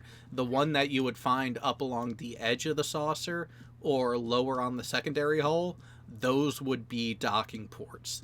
In addition, the only reason I say docking type port is because it's circular. So that the inner it's airlock more like doors, an LET. Yeah, so that inner door is like universal across the ship. Every place that you can physically walk through the skin of the ship to go from inside to out has that type of door. The difference here, why it would be only an airlock, is the fact that you have that outer panel that covers it. So what would happen is you prep inside the compartment.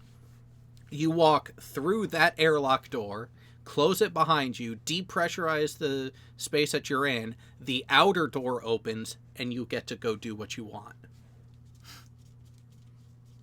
Yeah, William Saenz had to put some action into this shitty movie somehow. Pretty much. Despite having 3.5 minutes of nothing but pure visual porn coming up. And here we've got Spock timing his insertion with the pulsating flower. No. This isn't a sexual innuendo for copulation and conception at all. I was gonna say he ate at Chipotle, but you know. Nah, that'd be then we've got Bell. This is where we get the revolution of what V'ger is. That it looks like internal to V'ger, there are planets and solar systems and everything from V'ger's memory to include a mechanical world that Spock jumps to the conclusion is V'ger's homeworld, and that he now surmises that the entirety of the cloud is V'ger. Which, to this point, with the information given, is a relatively fair assessment. Okay. I have successfully penetrated the next chamber. of the alien's interior. Oh god, there's so much phrasing in this movie.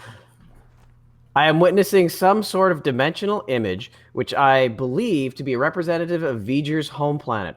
I am passing through a connecting tunnel, apparently a kind of plasma energy conduit, possibly a field coil for a gigantic imaging sensor or system. Curious. I am seeing images of planets, moons, stars, whole galaxies, all stored in here, recorded. It could be a record of V'ger's entire journey, but who or what am I dealing with? The Epsilon 9 station stored here. So I missed that. Yep. Did we see Epsilon 9 in there? A segment of it, yeah. Yeah. Okay, Epsilon 9 station stored here in every detail, Captain. And he's talking to himself at this point. He's recording the I log. am now quite convinced that all of this is V'ger, that we are inside a living machine. Ilea. Oh, then he goes through the next chamber. And sees Ilea, the sensor, must contain some special meaning. I must try to mind meld with it, because that makes sense. Ah! Yep. And then then he's somehow back outside the book. Well, so and here's the thing. So Spock gets flung back and just happens to go perfectly along the path that he came to be perfectly timed with the pulsating orifice, and Kirk just happens to be there in the perfect spot to capture him. Yep. Bring him back inside to get checked. He tells everybody a life form of its own, a consciousness, a living entity. I wonder if living this is where machine? Bill Belichick got his idea for the hoodies. Maybe. Now, mind you, at this point, we are 75% of the way through the movie. And is it just I saw me? Or V'ger's- does Spock look younger in this scene than he does the beginning part of when he's in there? He does. Yeah, he does. And but again, so here's the thing. For people to know, we are at about an hour and 40 minutes into the movie at this point. Out of a 2 hour and 10-minute movie. We have a half hour left, and we're probably, a little over halfway through the actual plot? Yeah. Yeah. So Spock tells Kirk, I saw V'ger's planet, a planet populated by living machines. Unbelievable technology. V'ger has knowledge that spans this universe, and yet with all its pure logic, V'ger is barren, cold, no mystery, no beauty. I should have known. Known what, Spock? What should you have known? This simple feeling, and then he grabs his hand, is beyond V'ger's comprehension. No meaning, no hope. And Jim, no answers. It's asking questions. Is this all I am? Is there nothing more? So that is V'ger's journey. Or goal. Yeah. Now we have finally figured out the purpose of the antagonist. The cloud. So now we are also now outside of Earth. They are in a stable orbit above Earth, and it starts sending probes, devices, torpedoes. No, before that, it sends out its radio message looking for the creator. And through Ilea, we hear V'ger saying, "Why isn't the creator answering? Where is the creator? What have you carbon units done to the creator?" So they send V'ger sends out these probes when they ask why, because if the creator doesn't respond, we will purge the carbon units from the Earth, because the carbon units are inhibiting the creator, or infesting the creator's homeworld, just like the crew of Voyager is infesting Voyager Enterprise. Yeah, I was gonna say. Yeah. Sorry, wrong series. Hang on. While we keep going through this one shot that I want to circle back to after we finish this, Jay, go to 1 hour and 5 minutes, and you will be able to find what I want you to have on the screen ready to go. Remember, what I have is the theatrical cut, not the director's cut. So what are you looking for specifically? it's during the initial long PvP. The You said look, 1 hour and 5 minutes? Yeah, the look on Sulu's face.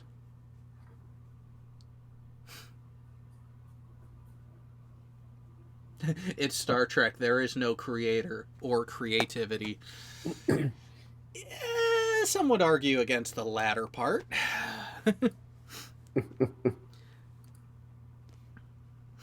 But all right. But in the meantime, so we have the interaction here that's going on the bridge between Kirk, Spock, and Decker with V'ger through Ilea.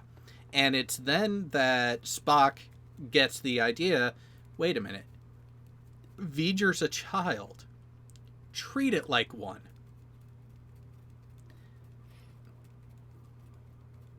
At which point, Kirk does. He starts playing the whole, well, I have the information, but I'm not going to give it to you until you start behaving. Because at this point, since there has been no response to the radio transmission, V'ger has deployed even stronger weaponized probes to orbit the Earth to rid the Creator's planet of the carbon-based lifeform infestation. Did they cut out the line in the director's cut of Spock crying? In the Because I don't remember that. No, this is on the bridge. Maybe they did. So 18 minutes to device activation. So they've got all of those devices around. Give me all decks. Yeah, this is different because I've got the script for the original. Then is this because on here? For? I'm sharing my camera instead of the whole screen. Oh. No, so there's going to be a close-up of Sulu's wide eyes as they're going through everything. Have you got the... It's while they are going through the cloud before and as they go along the ship itself. Okay, so here's the line. Captain V'ger is a child. I suggest you treat it as such. A child? Yes, Captain, a child. Evolving, learning, teaching, instinctively needing. Needing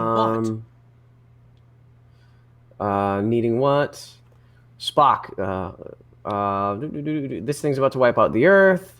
It only knows that it needs Commander, but like many of us, it does not know what. The carbon-based units... okay, so then Kirk responds to Ilea. The carbon... That's from this right here. Yep. The carbon-based units know why the Creator has not responded. Disclose the information. Not until V'ger withdraws the devices from the third planet. Captain, I'm losing Starfleet. Kirk unit, disclose the information. Why is the Creator not responding? No. Secure all stations. Clear the bridge. And that's when everybody starts getting up and leaving. Some people are questioning the captain's orders. And giant lasers and shocks hit the ship.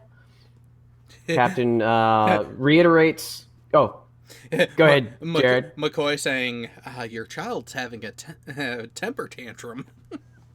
Yeah. V'ger requires the information. Kirk reiterates, clear the bridge, everybody move out. McCoy, so this is the one time that McCoy is questioning Kirk, but I think Kirk is right here because it works. All ships functions on automatic. If V'ger destroys the Enterprise, all the information that V'ger requires will be destroyed. It is illogical to withhold the required information. Kirk unit! Kirk unit! Kirk unit. Kirk unit. Like a little child. Kirk unit. Why do you not disclose the information?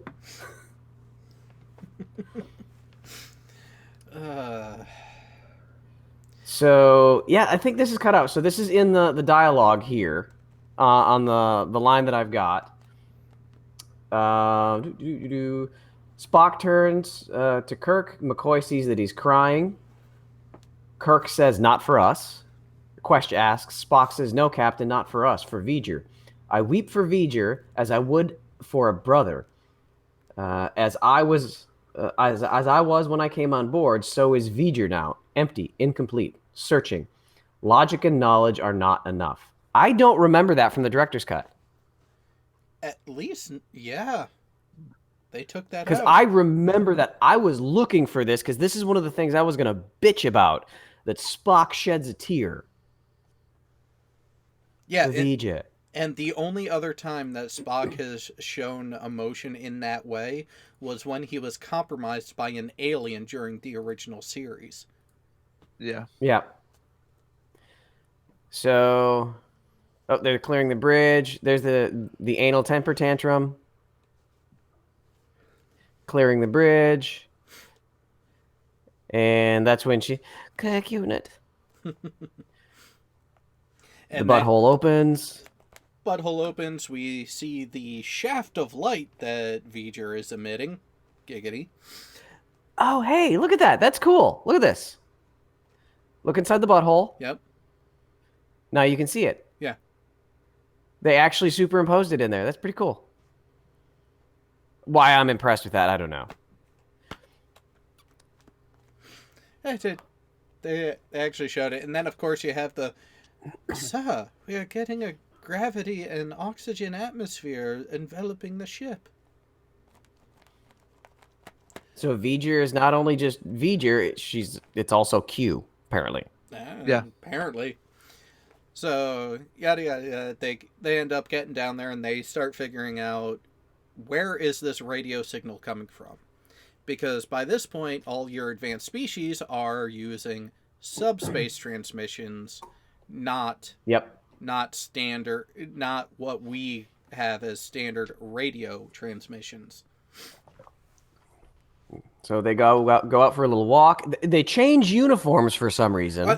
They can't just stay with what you're wearing. No, they didn't change uniforms. They grabbed a jacket. They listened to their mother. Is that what it was? Yeah, that's the excursion jacket.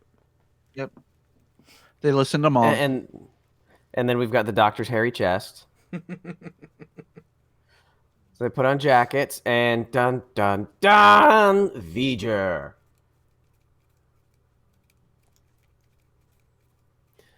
This is when it is revealed that V'ger is actually a satellite. Not just a satellite, a probe. Okay. A human probe. Probe. So we go down. She says that's V'ger. Kirk starts rubbing off V'ger, which I'm sure it liked. And we see that it is Voyager. But Voyager 6. So this is a question I had when I first thought of this, or when I first rewatched this. I'm thinking Voyager 1, Voyager 2, awesome. That's awesome.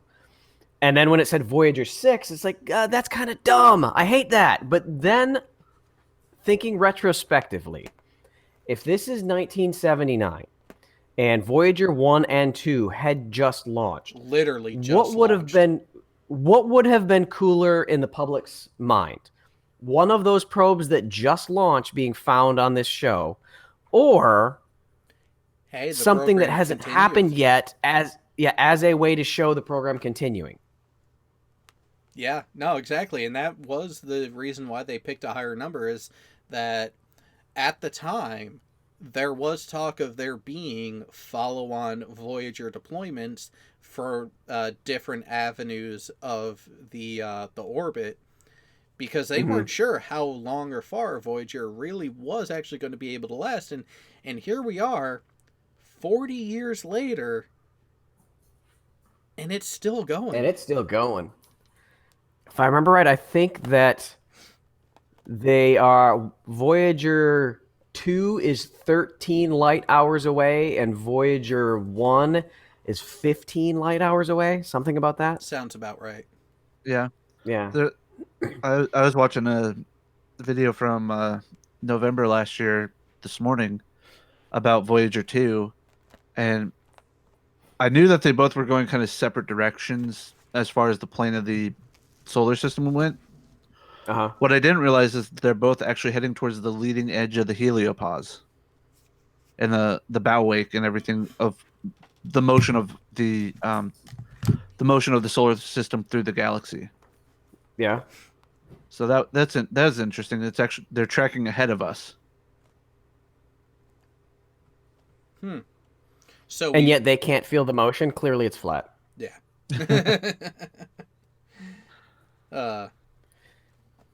And So then we identify what it is now, that what Voyager is trying to do. And what was Voyager's mission, Jared? to collect data and return it to Earth. Return the data to NASA, which actually would have been what, the Houston or Alabama center that would have received it. Houston. Yeah. So that's the reason it's not getting a response from its creator, is because humans aren't listening on that channel for it to send the code of tell us what you found. Yeah, ready to receive data, begin transmission.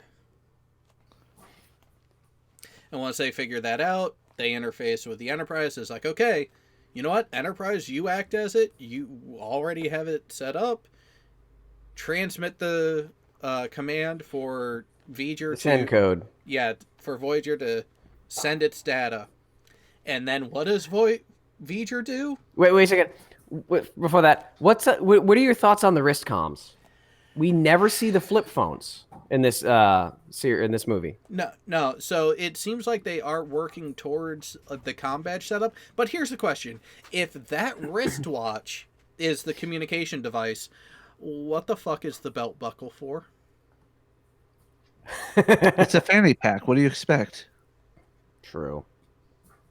But also, isn't that wristwatch communicator basically the Apple Watch and the Samsung Watch? Kinda, yeah. Yeah. Although, go ahead. what's bad is you see the size it is here.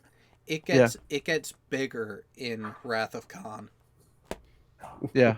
But it gets a Velcro strap instead of the stiff plastic. Stiff. Now that one might be a long range one. This is a short range. True. So at this point, also, now that we've identified what Voyager is, what it's intending to do, that it's looking for its creator, Kirk informs Voyager that we are the creator. Yeah, the carbon-based life form is the creator, which just blows its fucking mind. It's like, wait a minute. Pisses it off. No, that can't be. So now we have a scene of Decker reading off random numbers, because apparently sending random numbers to Voyager will instigate it sending its data. Well, no. So remember what happened was, boom, the activation code was sent. They confirmed what the code was. They go to send it, and Voyager is like, no, I don't want it that way. I don't want to eat my broccoli. Voyager intentionally shorted a communication wire so it did not receive the send code. And then the question is, but why would it do that? Wow. To prevent reception. Yep. To bring the creator here. To finish the transmission code in person. To touch the creator. And then one of my favorite lines from McCoy: to capture God, Voyager's going to be in for one hell of a disappointment.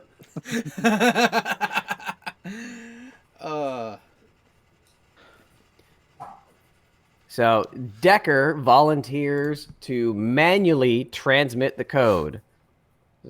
And throughout this, Ilea keeps repeating that it's to join with the creator. Yeah, not just to touch the creator, but to join with the creator. So of course Decker's all up to do this. And then for some reason everything just goes red. Because Voyager do that. Because Voyager is angry. The creator doesn't want to merge with Voyager. So Kirk tries to stop Decker from doing his thing. Ilea says, "Back off, bitch. Man's mine." So at this point, this is where I just go kinky robot sex. I want to do this. Mr. Butt Chin. And then we are in for a wonderful Shrek-like Fiona transformation into I want to be beautiful. I was gonna say more of a Tron upload into the Matrix yeah, type of thing. True. And I have to say, you want Borg? This is how you get Borg.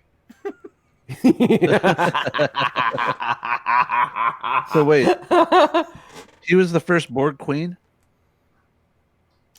How's that for being Metro and all-inclusive? Yeah. So let me scroll. They do their little merger thingy. We've got some more PvP showing the light spreading throughout the cloud. And then the weirdest fucking scene ever. The thing that was giant. The thing that was, what was it, like 86 AUs wide? No. 82. The cloud was 82 AU wide. The ship itself was probably 5 kilometers long. But how could something that big be in orbit around the Earth? As they got closer, the cloud shrank. Close. Yeah, the cloud diminished as they were entering the solar system and everything, but still, a ship that size orbiting that frickin' close. Yeah. So we've got the explosion-ish, the uploading-ish. It just disappears. Whoa, that's kind of... Wait, there's a starship in there. It emerges from nothing. With the crew fully on board without, Yep. Although I do think you do see a scene where they're kind of running back. They do start running back, yes. Yeah. But still, it's like massive thing. Boom, ship. It just disappeared. Like in creation of the Borg. It is quite the reveal. No wonder why it sounds Swedish. IKEA, Borg. If you were going to go to IKEA and buy a Borg, what would it be? A stuffed animal. I was going to say a toothbrush, electric toothbrush. No, I'm thinking a fancy wooden cutting board. Yeah. So everybody's back on the ship. So would it have tubules to drain out any juices from the vegetable and fruit that you cut up? Is that how we get to the Borg? I think so. Maybe. You use it enough and you get assimilated. So we've got some dialogue here. So Sulu says, Captain Kirk, Spock, did we just see the beginning of a new life form? Yes, Captain, we witnessed a birth, possibly the next step in our evolution. I wonder. And then McCoy, well, it's been a long time since I've delivered a baby. I hope we got this one off on a good start. I hope so, too. I think we gave it the ability to create its own sense of purpose to assimilate. Out of our own human weaknesses, the drive that compelled us to overcome them. And then McCoy, and all those foolish human emotions, right, Mr. Spock? Especially. And then there's the question of Starfleet contact, asked for a casualty report, 2 casualties. Decker, Ilea. No. Miss Semez. Missing. Now, okay. Jared, we already talked about the shit protocol of Admiral Kirk taking over the ship. What about the shit protocol of what happens next? Oh, just going off and doing whatever the fuck you want? Yeah, it's my ship now. Yeah, that wouldn't exactly happen. Seriously, you are back home. You are above the planet that launched you for the mission that you just successfully created. No new orders, no new nothing. He's given it a proper shakedown. And, see, that's the thing, is how about you finish the frickin' work and repairs properly, then do the shakedown? And which way are they heading? Out there. That way. Somewhere. And then there's another shot of the giant windows. That are made of transparent aluminum. Just fucking bounce on the earth without even telling anybody. Yeah. So. I have that image for you. Yep. So during the middle long stretch of the pure visual porn, when they kept cutting back to scenes of the bridge, this look in particular was just Why? Oh my. Why, George? Why? But so, I have totaled up the listed runtime of the purely visual porn segments of the movie. And it wasn't even good porn some of the time. But does anyone want to take a guess as to how much of the runtime was dedicated to just purely visual effects? Not even visual effects interlaced with dialogue, just purely, hey, for this chunk of time, we're gonna blow your mind visually. God, I want to go high and I want to go low. I'm going to guess there are dialogue sequences with some PvP. So I'm going to guess 1 hour. Jay? I'm gonna go with an hour and 15. You're both off. The purely visual parts, 35 minutes out of a 2-hour movie. A quarter of the... But, yeah. No, like I said, this is just runtime. Yeah, that's no dialogue. With no dialogue. If you add in the minuscule dialogue bits, then yeah, you are at just shy of an hour. Half of the movie is just visual effects. It's just look what I can do. By the Pretty way, much. you forgot a very important screenshot there, Furball. What's that? Ah, yes. When they actually started to expose the humanity. And actually, so that scene in particular, this is where I will give a third shred of credit for. Did either of you notice what was actually happening with Ilea during that scene? She was starting to cry. Not just that. She was remembering who she was. That transmission point at the base of her neck. When she was starting to remember, it was dim. When V'ger is in control, it was lit up. Now it just might be something that was on the director's cut, but that is something I noticed. Like when she's in that point, when Chapel and Decker were working with her through that personal memory stuff in the quarters, you can actually see that transmitter turn back on in the director's cut. There you go. Yeah, see how it's dim Yeah, there? in the mirror it's dim. That could also just be the angle of it too at that point.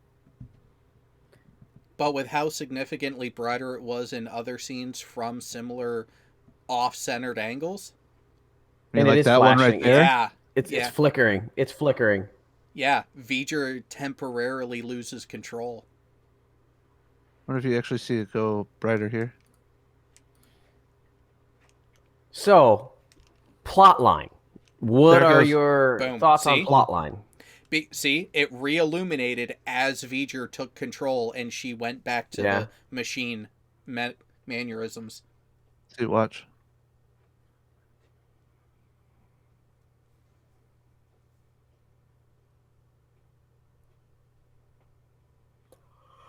And come on. There you go. I'm gonna have to There. watch Logan's Run today. This totally reminds me of scenes from Logan's Run. So, what are your thoughts on plotline about the story of it? Well, like we alluded to yesterday, it really is. It's a TV episode getting converted into a movie, and not in a good way. Yeah. Instead of trying to flesh out character development and actually have it be a plot-based run, they went for the eye candy. And while it served the purpose of reinvigorating interest in the franchise, it could have been so much better. Like, especially I like the idea of it. I really like the thought of where this came from. It is a ingenious, just a plot. The overall plot of one of the Voyager probes coming back, all that, great. The execution of this was utter shit. Yeah. Couldn't put it any better. Yeah, again, you have a great framework for a story, but then you have shit execution of it because, and this is where I blame the indecision on Paramount, because it's like, oh, we're gonna launch a new TV series, so let's go for it. Let's do phase 2. Let's bring it back. So they start developing it as a TV series, which you have to admit, that storyline, that script, the way it was written, if you trim it down to half the runtime, you can actually make a watchable TV episode out of it. Or even a two-part episode. Yeah. But a feature-length movie. I have a controversial opinion. So, like I said, this movie, the plot, the idea of it, amazing. The execution was shit. Star Trek IV: The Voyage Home.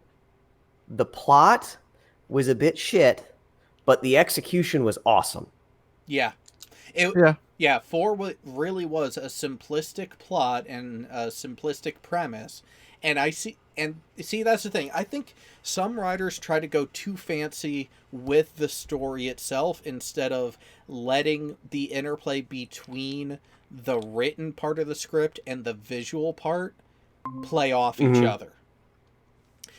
Star Trek 4 got it closer to right.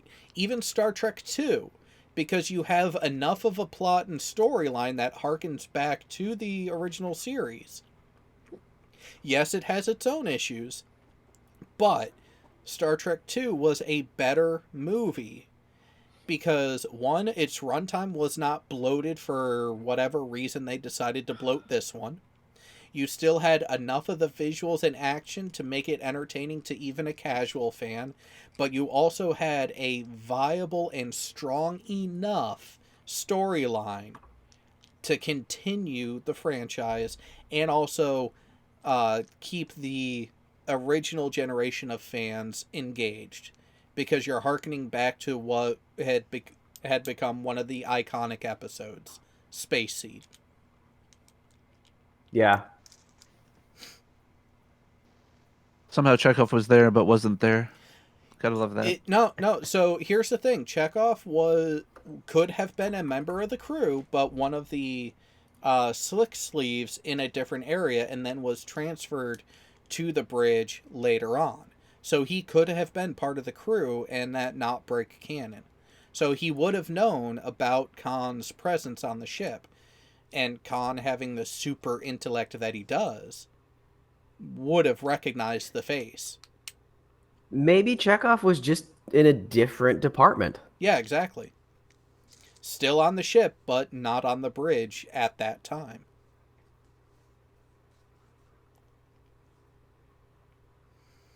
Oh yeah, William Sines does have a point. From Star Trek 2 through 3 into 4, Kirk grows up. Kirk actually has a lot of character development across those 3 movies, and the way that they have them feeding right into each other was very well done. Yeah. So then, does anybody want to talk about the unspoken of Borg in the room? Well, like I said, the way TMP ended, with everything that's set up, it would be a plausible origin story for the Borg itself. Except for, according to canon, the Borg predates Starfleet. That is the problem. But if the Borg trace their origins back to the generation of that mechanical species, not the moment that the two joined as inorganic and organic, artificial and organic joining, if the Borg can count their origin to prior to that point, then TMP still fits into that story. Yeah. Is this the creation of the Borg, or is this just a product of the Borg? Or the evolution. or an evolutionary step of the Borg, because they could have been mechanically perfect, which would explain a lot of their invincibility early on when they first came up.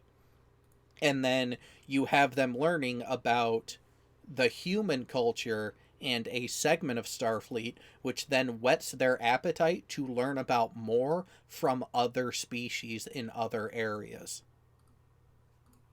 So do you think that when the Borg was first thought of during TNG, this was the origin of it, or do you think it's just happy circumstance or happenstance? I'm 50-50 on that, to where there's enough ambiguity in the way the movie ended and the lack of knowledge of the Borg at the time they created that species for TNG that they left the door open to go back for that connection to be made without outright saying it is or it is not. They left enough ambiguity that it still could be plausible. It still could potentially be it. But do you think it was a conscious decision? What are you adding now? A Borg. I'm willing to go. I'm not dead set on yes. It would not surprise me in either direction, but I would lean yes personally. That somebody actually made the conscious thought. Yeah. Where am I going to put my Borg? Limboing, apparently. There we go. I couldn't find a decent full-size Borg. Now your mic boom is coming out of his chest. He's about to assimilate me. Well, he there is the mechanical component there, so it could work. But yeah, I mean, it opens the door to the possibility that it can be properly retconned in that manner, and in my opinion, that would be a better retcon than Discovery. Yeah. There we go. Almost anything could be a better retcon than Discovery. But I'm up to the last episode of that, by the way. So it's taking you a while. Here is something. Oh, it's so hard. Here is something interesting to think about, though. Phrasing. Guys. Yeah. Here's something interesting to think about. So, the average runtime for the versions of the motion picture that we just watched was a little over 2 hours. We evaluated it and went through the movie in 2 hours. That's how little content there was. It's and also I think what helped was the fact that we went with the screenshot portion and just again watch it, had notes. It's like, okay, in the step as we're watching I was literally writing down my thoughts as I was watching it, and when I thought something was important enough for a timestamp, I would pause it, take a look at the time, write it down, and go from there. And if only more people would know how to do that.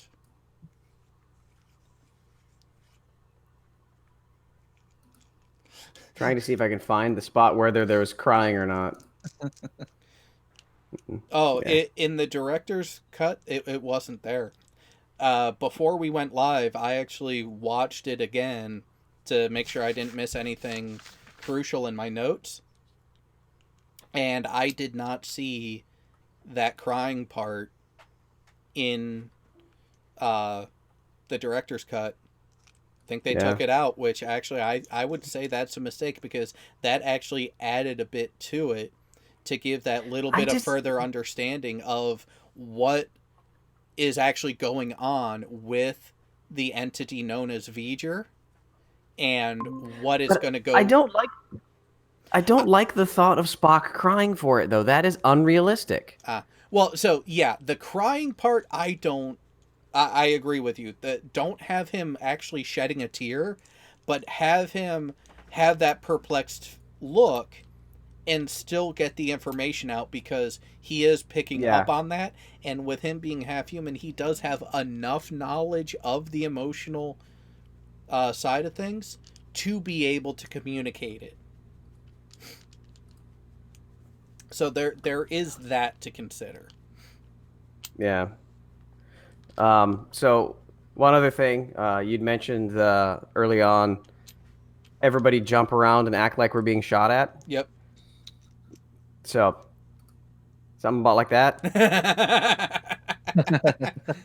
Oh, that's one way to do it. What about this one? Well, but No, that's not going to work. Dang it. now if there was a way for you to grab each item individually but as a group and just move the people around, I could probably do that. I've got to layer them correctly. How about this? oh jeez. Why? Wrong franchise. So you Or we decide, could go. or you decide to go sepia? Yep. All right. Well, this was certainly the project, and you know what? I have to say, I actually rather enjoyed actually having a reason other than just I feel like torturing myself to go back and watch certain Star Trek movies. So, here's a question for the chat out there, for the audience. It was your request that we go ahead and do this sort of thing. Here is the question towards you. Do we continue and go just straight through the movies, or do we start interlacing episodes or story arcs from the series amongst the movies? That way you have a little bit of variation to time period as we go through these reviews. I will let you all think about that. You can leave a comment in the live chat if you're here, or leave a comment below with what your idea of what we should do, what you would like to see for a schedule going forward. Do we do Star Trek II, The Wrath of Khan, next in 2 weeks? I think William Science has a good response. You're talking about the no or the I regret it? No, he regrets asking that. He didn't know which movie we would pick. Oh, we would start at the beginning, of course. Oh, we could do reviews of STD. Oh God. Not anytime soon. Sorry, but we're going to go through the actual canon first. So we do have alternate with story arcs from the series. So, or what Leon, LRJ, 2 movies, a handful of episodes, 2 movies, handful of episodes. Or if say we go with the progression of the movies in their linear fashion. If we're going to do Wrath of Khan, let's do a review of Space Seed first to set everything up, and then do Wrath of Khan. Oh, well, so yeah. So Wrath of Khan is a shorter movie. We may be able to do both in one. And we're not going to be bitching as much. True. Oh, next JJ Trek 1. Oh my! Are you trying to hurt us, Fino? LRJ88's got the right answer. That would give us all cancer. Where did Sulu go? There he is. Nah, he's back. I had to go get a tool because I've got to fix my little screen here. Oh, come on. Work. There we go. See, why are you not making sounds now? See, mine does. Damn it. This is the TV remote. Ah, that's why. No. There we go.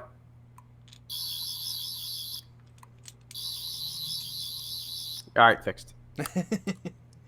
All right. Sir, the radar, sir. It appears to be jammed. Oh, what? You don't have the rest of it? Oh, I do. Well, I do. It's just really long. The reader, sir. It appears to Yeah, be it's 25 seconds long. jammed. Jammed. Raspberry. There's only one man who would dare give me the raspberry. Lone Star!